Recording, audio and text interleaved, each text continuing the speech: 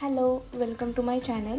आज आपण नवरात्री स्पेशल गव्हाचे पीठ आणि गुळाची कडाकणी बनवणार आहोत। नवरात्रीमध्ये देवीला 5व्या आणि 7व्या माळेला कडाकण्यांचा नैवेद्य दाखवला जातो। चला तर मग सुरुवात करूया। अगोदर आपण इथे 1 वाटी गुळ घेणार आहोत आणि त्याच्यामध्ये आपण पाऊण वाटी पाणी घालणार आहोत। आता हे आपण मिक्स करून घेऊया आणि थोडेसे आपण गुळ वितळण्यासाठी गरम करून घेणार आहोत।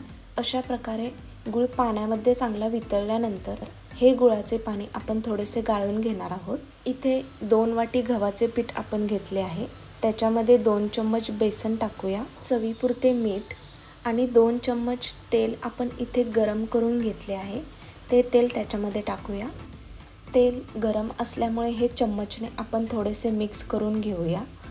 अगोदर आपण जे गुळाचे पाणी तयार केले होते ते पाणी आता आपण या पिठामध्ये टाकणार आहोत आणि थोडे थोडे पाणी टाकून हे पीठ आपल्याला चांगले मळून घ्यायचे आहे।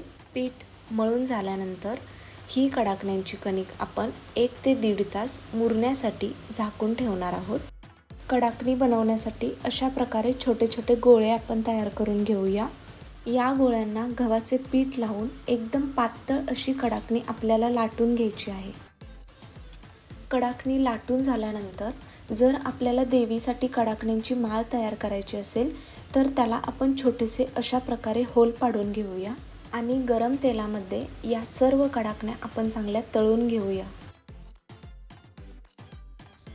अशा प्रकारे गव्हाचे पीठ आणि गुळाच्या खमंग आणि कुरकुरीत अशा कडाकण्या आपल्या इथे तयार झाल्या आहेत। ही रेसिपी एकदा नक्की ट्राय करा आणि कमेंट करून सांगा। तसेच आपल्या चॅनलला सबस्क्राइब देखील करा। थँक्यू।